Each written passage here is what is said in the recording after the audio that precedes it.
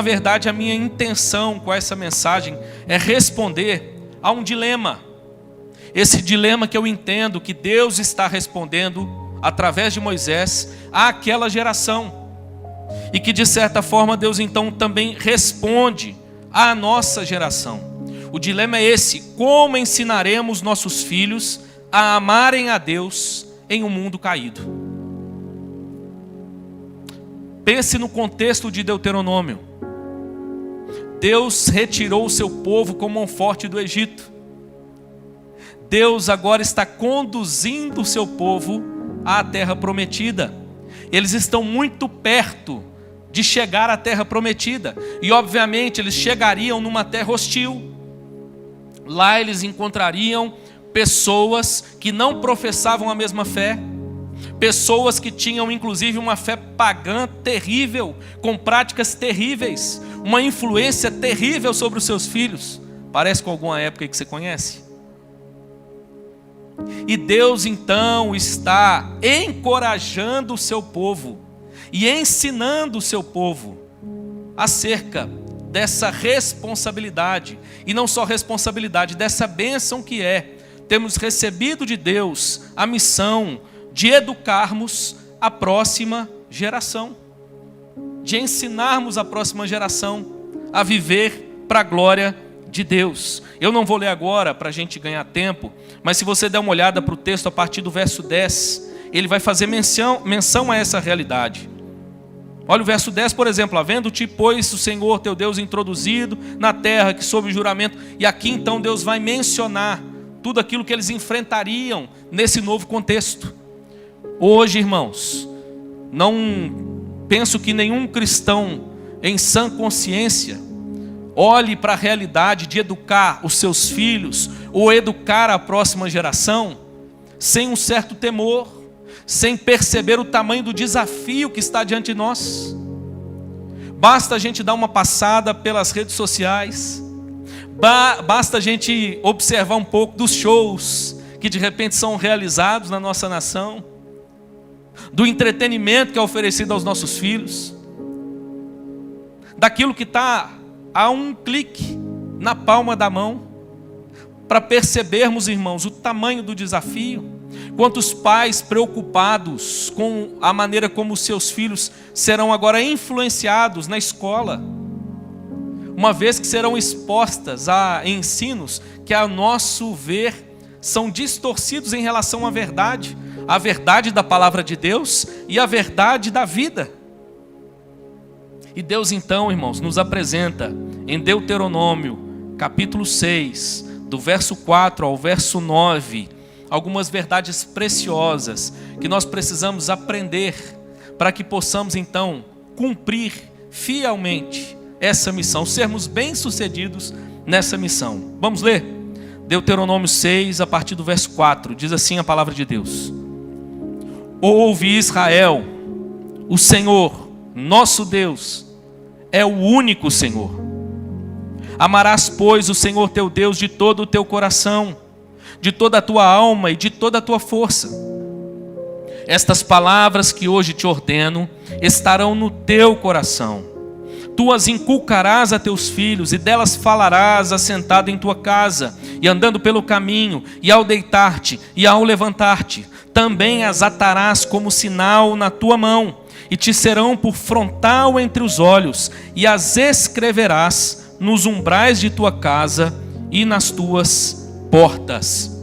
Que Deus nos abençoe, irmãos, e possa aplicar sua palavra, nos ensinando, nos fortalecendo, nos encorajando nessa nobre e árdua missão de ensinarmos a próxima geração a viverem ou a viver para a glória de Deus. Irmãos, então nós entendemos a questão dessa missão, desse desafio que temos diante de nós, e nós precisamos entender, irmãos, para que isso já de início tenha inclusive ligação com o contexto do dia de hoje. O meu desafio a você é começarmos resgatando qual é o real propósito da dádiva de Deus às mulheres, a dádiva da maternidade. Mas em contrapartida, a dádiva também de Deus aos homens, a dádiva da paternidade. E aqui servindo então de modelo para todos aqueles que entendem a responsabilidade que nós juntos temos de educarmos, de ensinarmos, de transmitirmos, de capacitarmos a próxima geração a amar a Deus acima de todas as coisas. Irmãos, nós precisamos, em primeiro lugar, para que isso fique muito claro para nós, qual é o propósito da maternidade e da paternidade, perceber que, via de regra, nós entendemos a paternidade e a maternidade de maneira invertida. Deixa eu te dar um exemplo muito simples. Em geral, é comum algumas pessoas dizerem assim: eu tenho algum problema com a percepção da paternidade de Deus, porque eu não tive um pai muito presente. Meu pai não foi um pai assim muito exemplo, muito modelo. Então às vezes eu tenho um pouco de dificuldade. Eu costumo dizer: você não entendeu, você está invertendo a questão. A dádiva da paternidade, irmãos, é um presente de Deus a nós. Mas guarde isso, não entenda a paternidade como, à luz das Escrituras, como se Deus escolhesse uma experiência humana e dissesse assim: deixa eu ver como eu vou me comunicar melhor com o ser humano. Já sei. Uma das coisas que eles experimentam é a graça da paternidade. Então vou pegar essa figura porque eles vão me entender melhor. Não, irmãos, não é isso que a Bíblia diz. Na verdade, o próprio Deus é Pai antes mesmo que esse mundo fosse criado. Você já parou para pensar sobre isso? O nosso Deus e Pai é Pai de nosso Senhor Jesus Cristo antes que tudo fosse criado. Como diz a boa teologia, nós entendemos que Jesus Cristo é o Filho eternamente gerado pelo Pai. E é exatamente o contrário, é como se Deus agora olhasse e dissesse o seguinte: vou criar o ser humano e dar a ele a oportunidade de experimentar a paternidade, a maternidade, para que ele entenda um pouco mais dessa graça, ou do significado dessa relação que nós nutrimos de maneira plena e perfeita na economia, na relação das pessoas da Trindade. Hoje é um dia, mamãe, para celebrar o fato de que, de certa forma, Deus te dá a oportunidade de aproximar um pouco mais da própria realidade divina, entendendo a dimensão do próprio Deus. O propósito, então, da paternidade e da maternidade não é a autossatisfação. Primeiro, é Deus se revelando. Segundo, é Deus então agora nos dando não só a graça de experimentarmos, sermos pais e mães, mas o dever, a responsabilidade em relação aos nossos filhos. É interessante que é muito comum nós percebermos como as pessoas invertem isso, na maneira como as pessoas criam seus filhos para si mesmos. Por exemplo, pensam profissionalmente em realizar nos seus filhos os desejos, os sonhos que eles mesmos não realizaram em si. Então, de repente, eles projetam sobre os seus filhos, para que eles então possam realizar os próprios sonhos e desejos dos pais. Deixa eu dar um outro exemplo. Pela maneira que muito pai escolhe e influencia os cônjuges dos seus filhos, não pensando na melhor esposa para o seu filho, não pensando no melhor marido para a sua filha, mas muitas vezes pensando na relação com ele mesmo.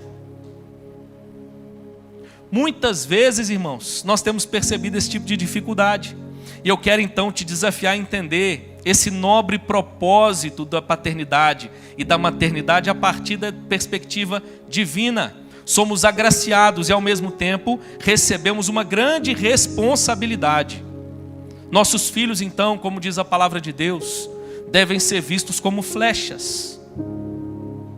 A ideia é que esses filhos são dádivas, são presentes, mas precisam ser preparados para viver a própria vida quando se tornarem adultos.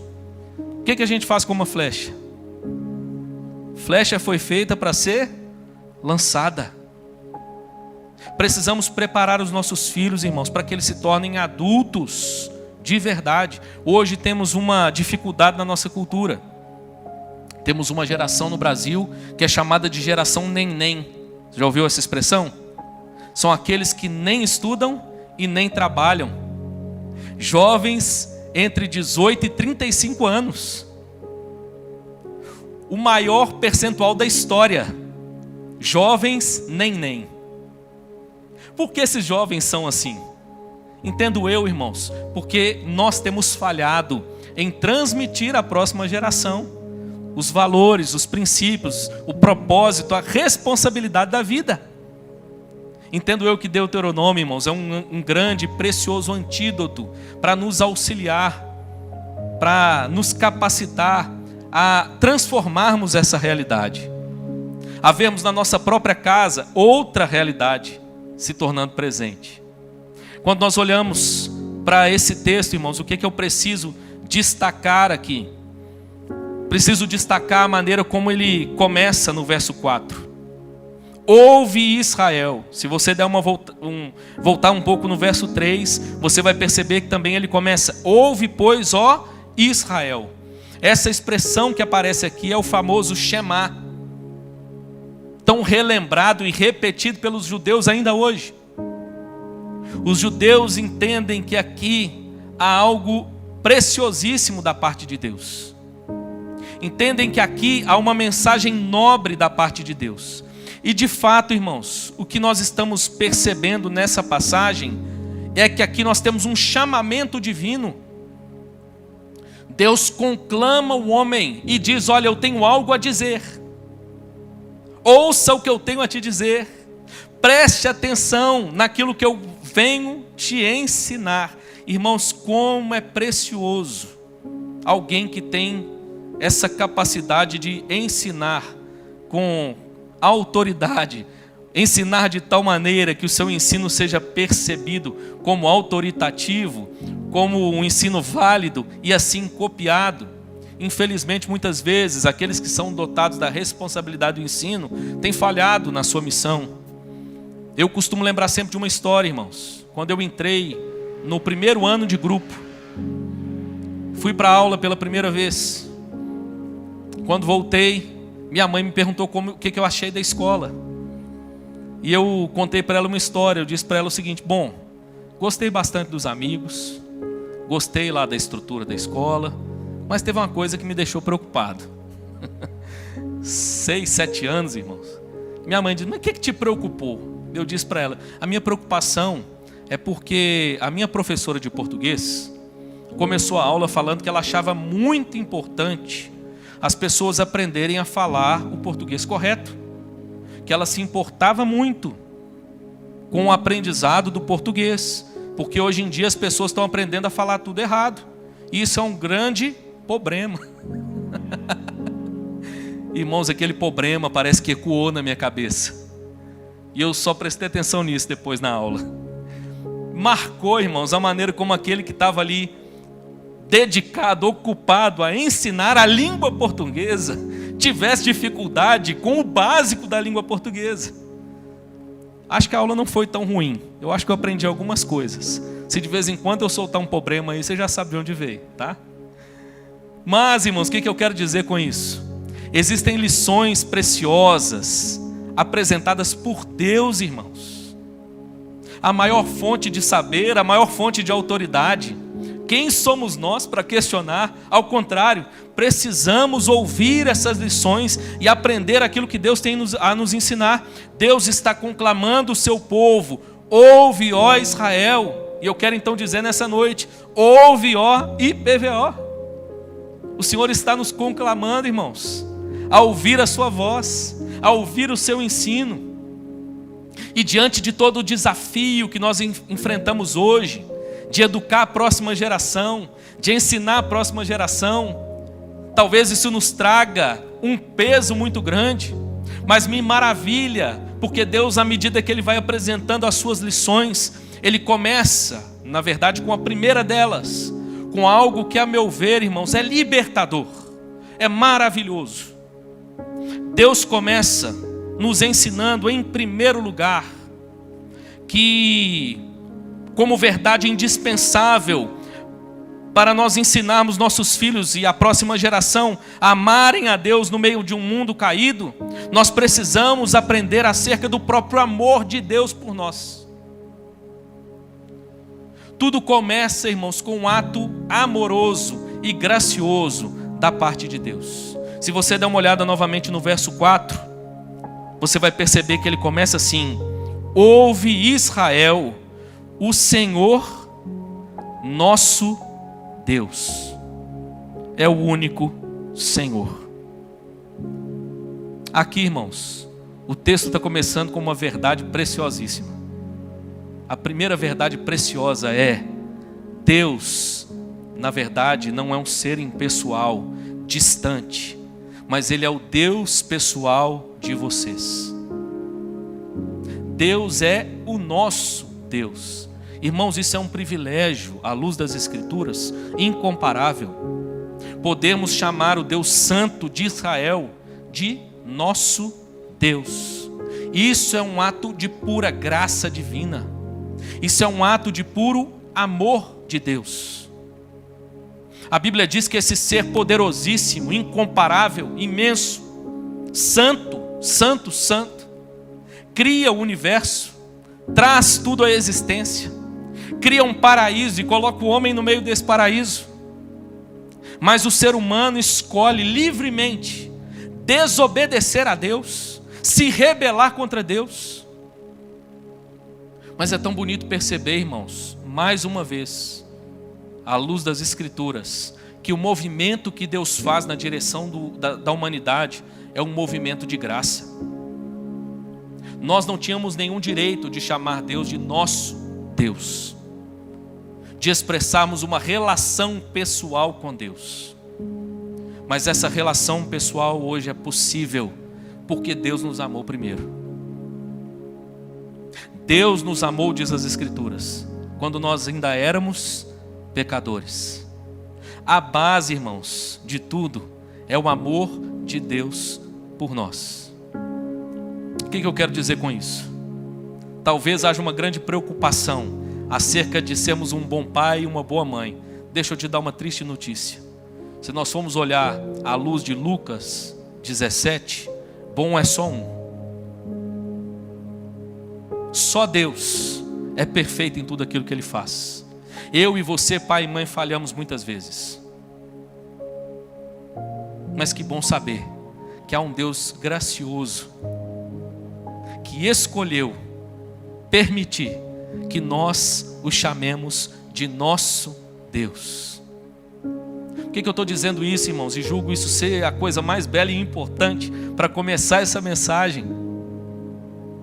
Porque, irmãos, nossas famílias são imperfeitas. Nossa educação é imperfeita. O nosso exemplo é imperfeito. Mas que bom saber que nós estamos diante de um Deus perfeito. Irmãos, muitas vezes nós olhamos para a vida com um peso maior do que a gente precisa carregar. O Evangelho, irmãos, não é sobre esse fardo. O Evangelho é o contrário disso. O Evangelho é o convite para que nós então levemos o nosso fardo pesado e entreguemos a Cristo e tomemos o seu fardo leve. Não foi o que disse Jesus? Você que está cansado e sobrecarregado, venha a mim, porque o meu fardo, meu jugo é suave e o meu fardo é leve. Se olharmos, irmãos, para toda a história bíblica, toda a narrativa bíblica, o que nós vamos perceber são famílias imperfeitas. A primeira família é marcada por traição, homicídio, engano. A família dos patriarcas, irmãos, o grande Abraão, que até hoje é tão exaltado pelos judeus. Abraão, num certo momento, escolhe mentir, temendo o que poderia acontecer a ele e a Sara. Ele mente à autoridade da época.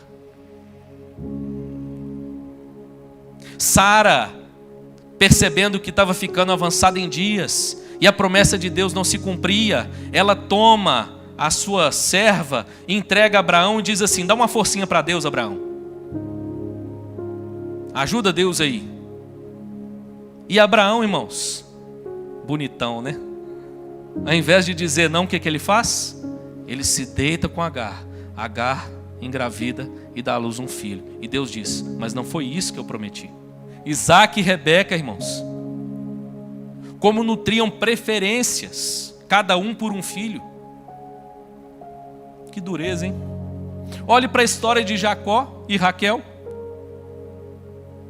Perceba o homem que ficou conhecido como o enganador. Aliás, é o significado do seu nome. O usurpador, o enganador. Perceba como a história da sua família é marcada por dor, por sofrimento, por pecado. Os irmãos traem a José, o vendem, lançam numa cisterna, depois o tomam, o vendem como escravo. Irmãos, as histórias das famílias bíblicas são marcadas por imperfeições. Pastor, o senhor veio exaltar as imperfeições, dizer que é isso, a gente deve buscar isso? Não, irmãos. Mas reconhecer que no meio de uma família imperfeita há um Deus perfeito que escolheu manifestar a sua graça. Meu irmão, que alegria saber que a minha e a sua família estão diante de Deus. Ouve, ó Israel, o Senhor, o nosso Deus. A base de tudo, irmãos, é o amor de Deus por nós. Nunca se desligue, nunca deixe de perceber, nunca dê preferência ou proeminência ao amor e à graça de Deus sobre a sua família. É o que vem antes de todas as coisas. É a graça de Deus, irmãos. Talvez você olhe para a sua história hoje. Talvez você perceba tudo aquilo que os seus próprios pais erraram ao longo da sua criação. E como a sua vida tinha tudo para ir numa direção errada. Mas como Deus graciosamente te alcançou, te ergueu, te transformou e te deu uma bela família. Irmãos, é assim que eu vejo a minha casa hoje. Se eu tenho uma esposa e 3 filhas lindas, 4 mulheres lindas na minha vida, irmãos, é por pura graça de Deus. Então, em primeiro lugar, lembre-se disso, meu irmão. É Deus quem toma a iniciativa de convocar o seu povo e se comunicar com o seu povo. E quando Deus toma a iniciativa e se comunica com o seu povo, o que Ele apresenta ao seu povo é um grande e perfeito amor a esse povo. Meu irmão, a base de tudo é a graça de Deus. Não perca isso de vista. Talvez você não seja tudo aquilo que você gostaria de ser. Talvez você se pegue falhando na criação dos seus filhos. Você quer uma prova de um pai que entende isso? Um pai que entende essa dinâmica é aquele que, quando erra com seus filhos, consegue chamá-los e dizer: meu filho, me perdoa porque eu errei. Só alguém que tem a dimensão do amor e da graça de Deus, irmãos, é capaz de fazer isso. Mesmo sendo autoridade sobre a sua casa, trazer os seus filhos e reconhecer as suas fraquezas, reconhecer que não é tudo aquilo que gostaria de ser para os seus filhos. Meu irmão, não perca isso de vista. Se tem algo dentro da sua casa que está indo de mal a pior, comece por onde você deve começar. Reúna a sua família, peça perdão, reconheça os seus erros, coloque a graça de Deus em evidência. E eu quero te dizer que Deus então apresenta várias outras dádivas e bênçãos como resultado da sua graça ao seu povo. Então, em primeiro lugar, irmãos, o que Deus nos ensina é acerca do seu amor por nós.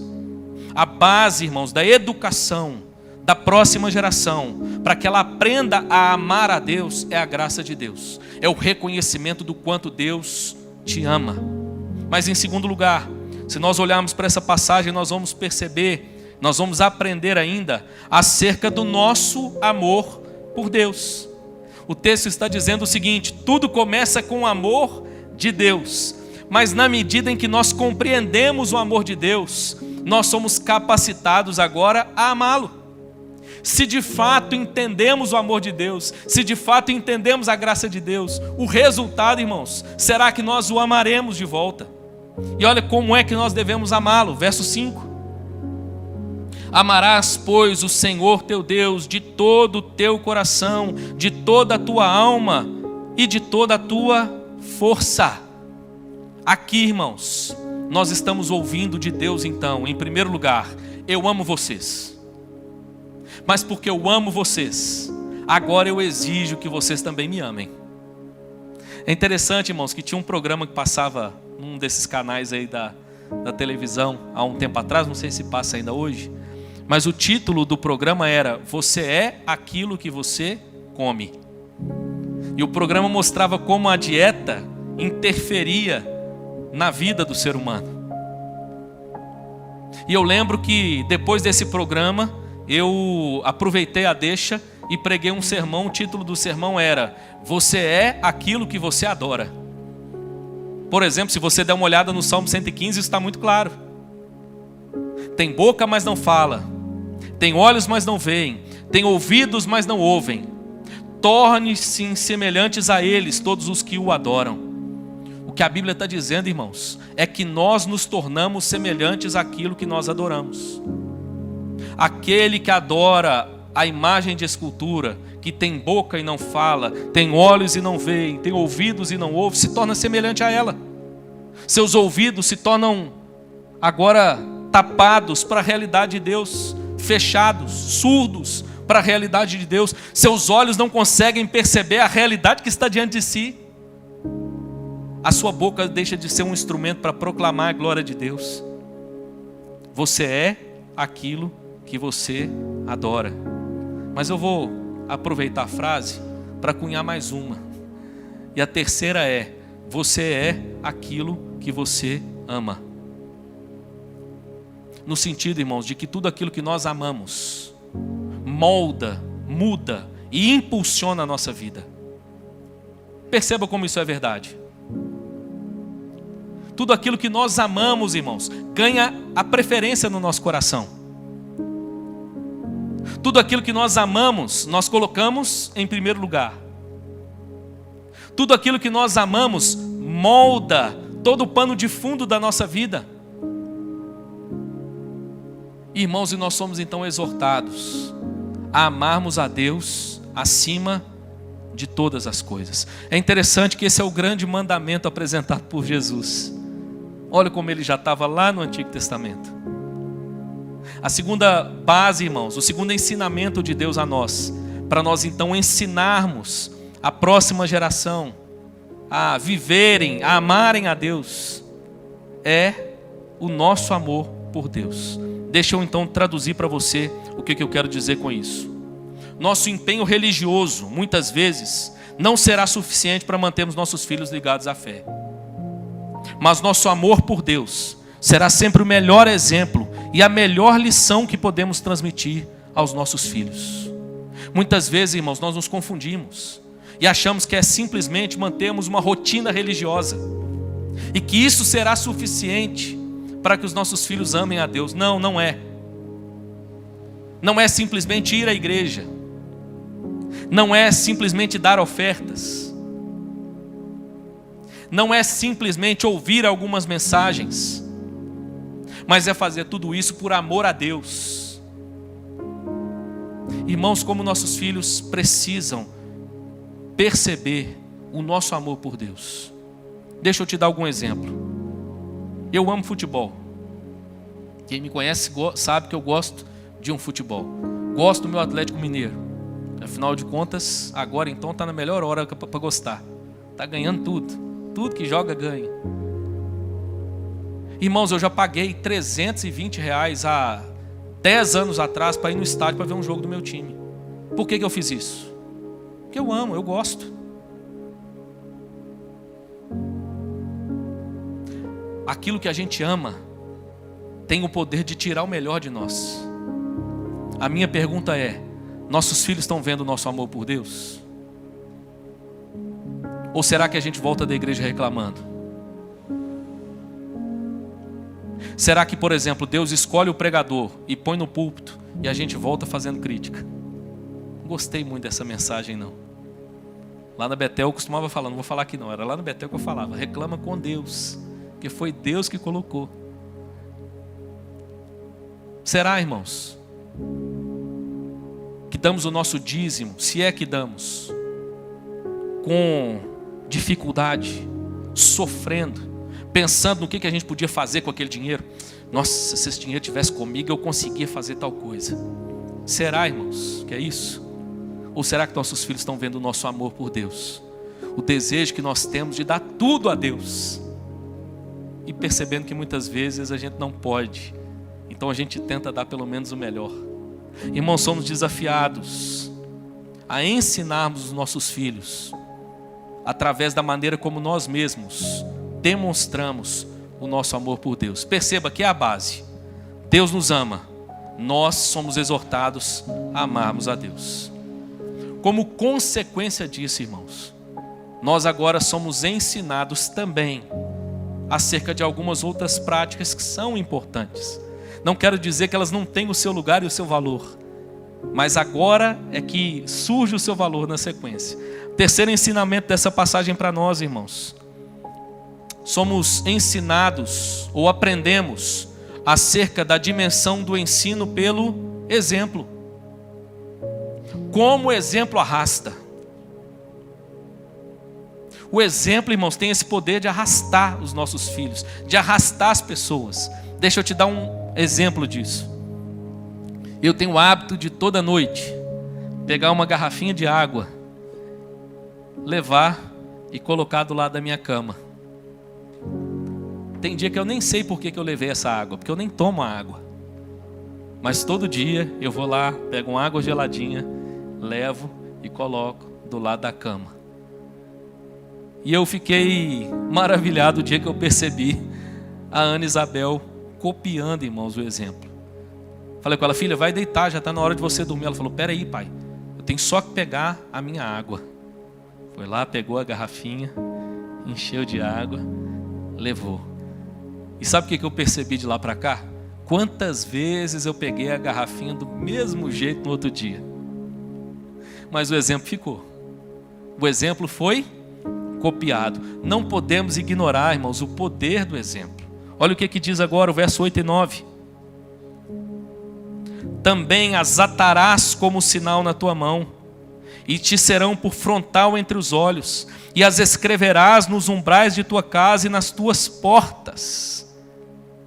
O fato, irmãos, de tudo começar com o amor de Deus por nós, ou seja, sua maravilhosa graça em favor de nossas vidas e famílias, e de termos a missão primordial de amarmos a Deus e ensinarmos nossos filhos a amá-lo, não anula a responsabilidade que temos pelo ensino dos nossos filhos. Na verdade, essa é a base que sustenta toda a educação que dedicamos a nossos filhos. Tudo, irmãos, começa com o amor de Deus por nós. Nós agora devolvemos o amando, e como consequência disso, irmãos, nós agora prestamos atenção ao exemplo que nós damos. Tem muita gente entendendo a graça de Deus errada, irmãos, e entendendo que a graça de Deus anula a responsabilidade. A graça de Deus anula a obediência. Não, irmãos, ela não anula. Pelo contrário, é a graça de Deus que nos capacita a sermos responsáveis com os nossos deveres. É a graça de Deus que nos habilita a obedecermos a Deus. E dessa forma, irmãos, deixarmos um exemplo positivo para a próxima geração. Irmãos, como a nossa sociedade carece de bons exemplos. Basta passar um pouquinho por rede social, basta ler um pouquinho dos comentários nas publicações, para ver uma sociedade cada dia mais doente, cada dia mais irada, uma sociedade cada dia mais disposta a atacar o outro de graça, sem saber muitas vezes quem é o outro, mas porque discordou de algo que foi dito. Irmãos, a nossa cultura está recheada de maus exemplos, mas Deus nos deu a graça, irmãos, de agora, capacitados pela sua graça, sermos um bom exemplo para os nossos filhos. Que Deus nos ajude, irmãos, para que os nossos filhos possam perceber o nosso exemplo e seguir o nosso exemplo, em nome de Jesus. É interessante as figuras que são aqui usadas, e eu preciso destacar isso para você: tão importante quanto uma fé declarada é uma fé demonstrada. A Bíblia não diz que uma coisa anula a outra. A fé começa no coração, irmãos. Deve então alcançar os lábios. Deve ser então demonstrada pela maneira de viver. E é interessante as figuras que aparecem. Eu anotei algumas coisas aqui para facilitar, para ser mais breve. Precisamos, por exemplo, prender à testa a palavra de Deus, é o que está dizendo o texto.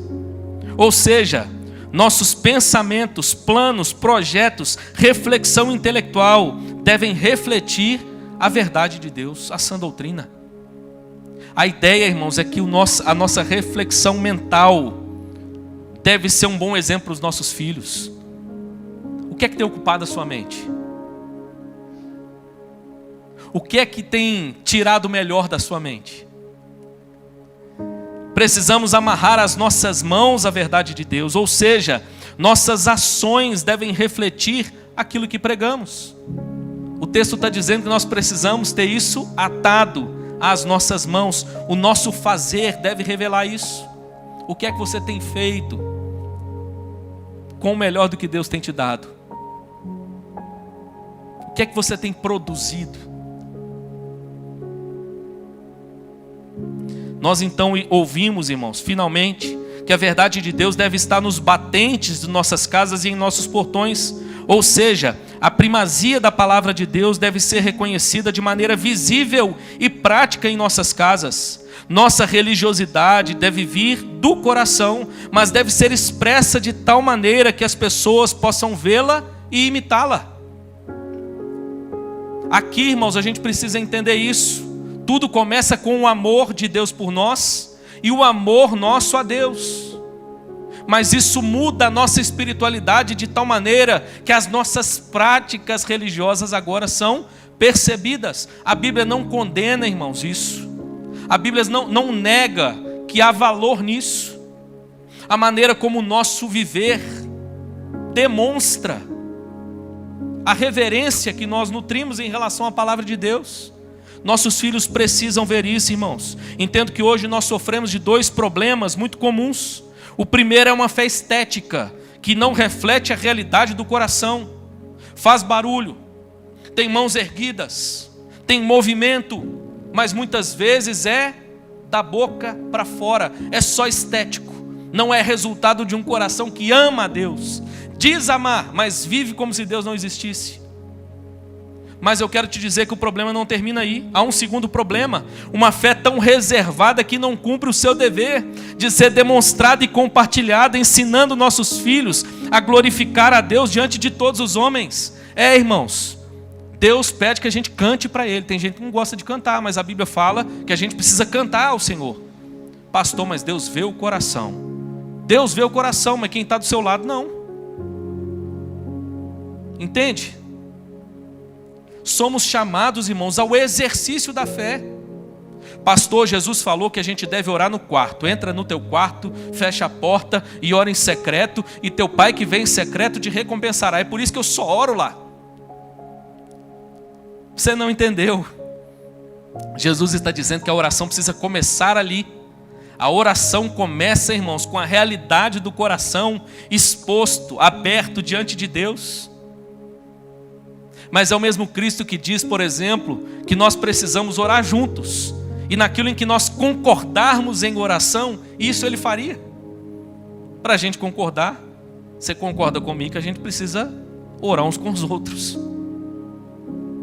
Nossos filhos precisam ver, irmãos, essas práticas piedosas na nossa realidade do lar.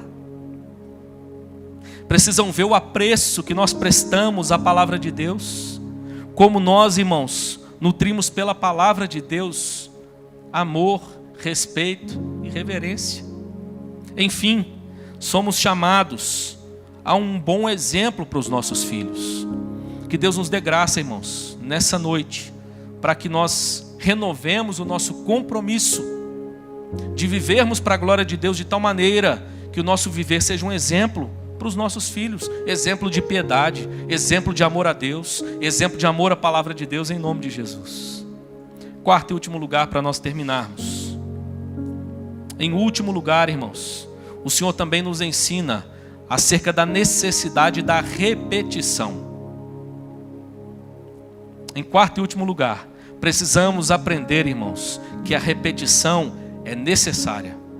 Verso 7 diz assim: tu as inculcarás, colocarás na cuca a teus filhos, e delas falarás, assentado em tua casa e andando pelo caminho, e ao deitar-te e ao levantar-te. Irmãos, quando ouvimos essa expressão, eu confesso que quando eu li esse texto, sabe de que eu lembrei? De uma expressão que eu já cansei de ouvir. E deixa eu falar baixo, que eu já usei também. Quando como pai, de repente, a gente vira para o filho e diz assim: eu já cansei de te falar. Eu já cansei de te dizer como é que é. Irmãos, precisa dizer muitas vezes, sem se cansar. É isso que o texto está nos dizendo. Perceba, irmãos, o quanto nós somos impacientes às vezes com os nossos filhos, com os nossos jovens. Eu como pastor, irmãos, fico incomodado como que tem gente que viveu a vida, a juventude inteira no mundão e de repente ele se converte adulto e usa uma régua para medir os jovens da igreja que ele não usava para ele. Quer que o jovem, irmãos, que está começando a jornada de vida, tem uma vida nova, viveu pouco ainda, tem a maturidade, a experiência, a responsabilidade que ele com seus 40, 50, 60 anos tem. Percebe, irmãos, nós fazemos isso com os filhos muitas vezes, mas eu quero te convidar a uma reflexão. Será que Deus nos trata assim? Quantas vezes, irmãos, o Senhor repetidamente está nos ensinando, nos instruindo, nos exortando, nos encorajando, nos advertindo, nos chamando à responsabilidade, repetidamente. Deixa eu te contar um negócio que aconteceu curioso hoje, notícias dos bastidores. Eu e o pastor Luciano conversamos no meio da semana e nós preparamos o que a gente ia pregar. Quando foi ontem, eu falei assim: vou mudar isso, vou pregar outra coisa. Preparei outra mensagem, irmãos. E quando eu cheguei hoje no culto das 10h30, eu descobri que aconteceu a mesma coisa com o pastor.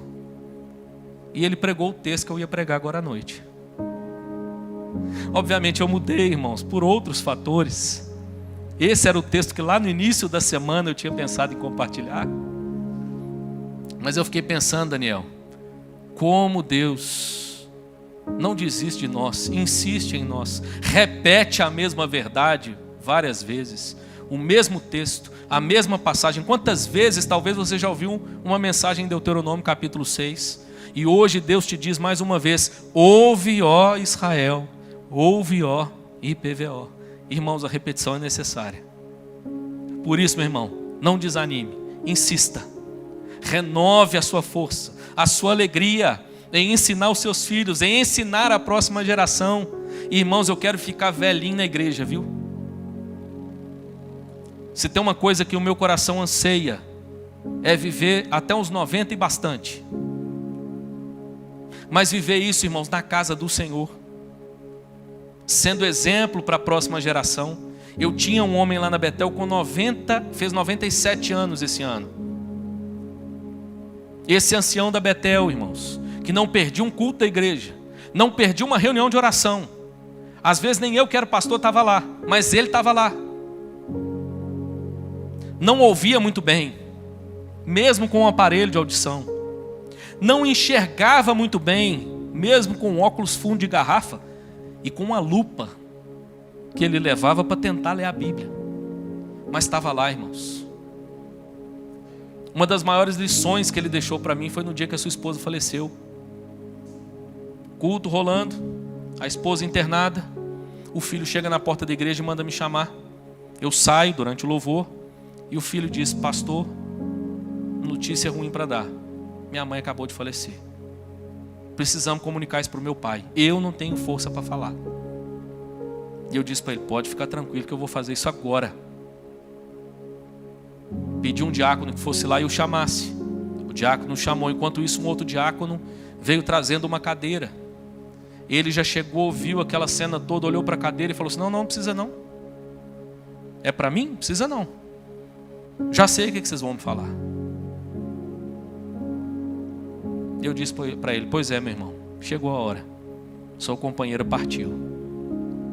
Ele chorou, abraçou o filho, me abraçou, virou para mim e falou assim: agora deixa eu voltar para o culto. porque lá dentro é o melhor lugar que eu tenho para estar nessa hora. Voltou, irmãos, e sentou num dos primeiros bancos. E ficou o restante do culto ali. Que lição, não é? Que exemplo. Deus repetidamente nos exortando e nos ensinando aquilo que nós precisamos aprender. Deus não desiste de nós, irmãos. Que Deus nos dê graça para que nós não desistamos também uns dos outros, dos nossos filhos. Que nós insistamos com eles. Talvez você que é pai está cansado. Eu confesso que tenho andado há algum tempo já meio cansado. Tem gente que romantiza demais a maternidade e esse negócio de ter filho. Tem os dois problemas, irmãos. Gente que demoniza. Gente que começa quando você está solteiro, fala, você não vai casar não? Aí você casa, você não vai ter filho não? Aí você arruma o primeiro, vai ficar com um só? Você arruma o segundo, aí para de falar um pouquinho. Aí você arruma o terceiro e fala assim, não vai parar mais não? As pessoas gostam de tomar conta da vida da gente, irmãos. E filho é bênção, filho é dádiva de Deus. Mas cansa, viu? Tem hora que a gente fica um pouco cansado. Mas meu irmão, que Deus renove as nossas forças, para que nós sejamos uma bênção na vida dos nossos filhos, uma bênção na próxima geração. Em nome de Jesus. Amém, meu irmão? Nós caminhamos então para o final. Quero te dizer que um dos grandes desafios que nós temos hoje diz respeito à maneira como nós gerenciamos o nosso tempo, para que nós cumpramos esse dever, irmãos. Nós precisamos administrar melhor o nosso tempo. Você quer uma dica de qual tem sido um instrumento para a gente relativizar a má gestão do tempo? Tem uma expressão que ficou popular há algum tempo e que, na minha opinião, irmãos, ela é boa, mas muitas vezes, ela é usada para distorcer ou para encobrir a má gestão do nosso tempo. Nós dizemos assim, não, o que importa é que eu tenho tido tempo de qualidade com os meus filhos. Não, meu irmão, não é só tempo de qualidade não, tem que ter muito tempo. O texto está dizendo para nós, irmãos, tu as inculcarás e delas falarás, assentado em tua casa. Está sentado na hora do almoço? O filho falou um negócio, você precisa de repente mostrar para ele de maneira amorosa, ensinar a verdade, ensina, aproveita. Está assistindo um filme, apareceu um negócio ali meio diferente, aproveita e ensina seu filho. É assentado em tua casa, não para aí não. E andando pelo caminho, está dirigindo, levando para a escola, disse algo que de repente destoou da verdade do evangelho, ensina, exorta, não desiste não, repete. Mas não para aí não. Ao deitar-te, está na hora de dormir. Vamos dormir, vamos agradecer a Deus pelo dia. Tanto pelas coisas boas que aconteceram, pelas coisas ruins, porque afinal de contas, Deus tem cuidado de nós em todo o tempo. Mas não é só na hora de deitar não, irmãos, na hora de acordar também. E ao levantar-te, vamos despertar alegre, porque Deus nos deu mais um dia. Bora viver a vida que Deus nos presenteou. Enfim, irmãos, somos exortados a dedicar tempo, e nesse tempo, ensinarmos os nossos filhos, ensinarmos a próxima geração. Termino te dizendo que eu li uma pesquisa que me assustou muito. Essa pesquisa foi feita no Reino Unido. E essa pesquisa então afirmou o seguinte sobre a realidade britânica. A média diária que um pai passa com seus filhos hoje no Reino Unido, média que ele passa de sentar com ele, ter algum momento com ele, 44 minutos por dia. Sendo que desses 44, ele passa 4 minutos tendo um diálogo com o filho por dia. 4 minutos é a média britânica de um pai chegar para o seu filho e ter uma conversa direta entre os dois. Assustador, não é? Penso que nós não estamos muito diferentes disso não. Mas sabe o que me chama mais a atenção? Você sabe qual que é a média do brasileiro usando o smartphone? Sabe qual é a média do brasileiro? Quem arrisca? 2 horas? 5 horas e 22 minutos. Essa é a média atual que o brasileiro passa usando o smartphone. A minha pergunta é: será que nós temos entendido, irmãos, a graça que Deus nos deu, ao mesmo tempo a responsabilidade que veio com ela? Que Deus nos ajude, irmãos, para que nós tenhamos ou tragamos de volta o prazer de estarmos com os nossos filhos, de estarmos com a nossa família e, como diz o apóstolo Paulo, vivermos a vida comum do lar. Eu quero muito que minhas filhas amem a Deus. Hoje, irmãos, esse é o meu maior desejo. O maior legado que eu quero deixar para elas é que elas amem a Deus. Mas eu sei que para que isso aconteça, ouve, pois, ó Israel. Espero que os meus ouvidos estejam sempre abertos, e os seus também, em nome de Jesus. E que nós vejamos a próxima geração, irmãos, mais piedosa do que a nossa, mais firme na presença de Deus do que a nossa, em nome de Jesus. Amém? Quero orar com você, mesmo sentado. Você pode fechar os seus olhos. Vamos falar com Deus. Senhor Deus, nós exaltamos o Teu nome nessa noite. Te agradecemos pela Tua palavra e pela maneira como o Senhor insistentemente, repetidamente, segue nos ensinando, nos exortando, nos encorajando.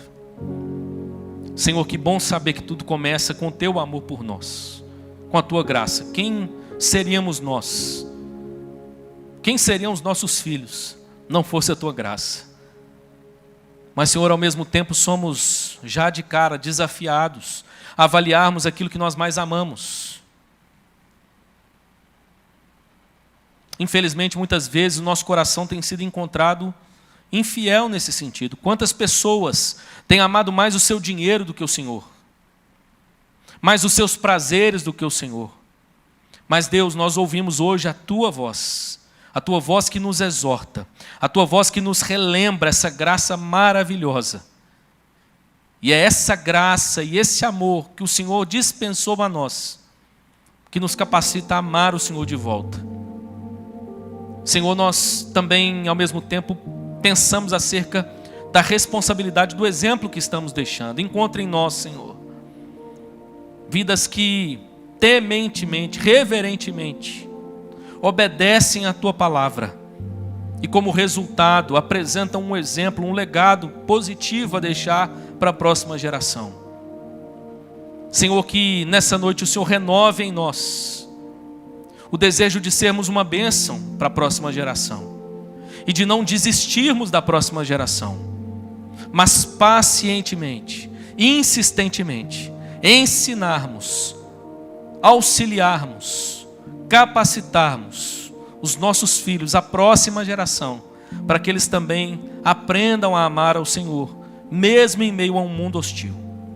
Nós Te louvamos pela Tua palavra e pela maneira como o Senhor nos conclama mais uma vez, nessa noite, a ouvir a Tua voz.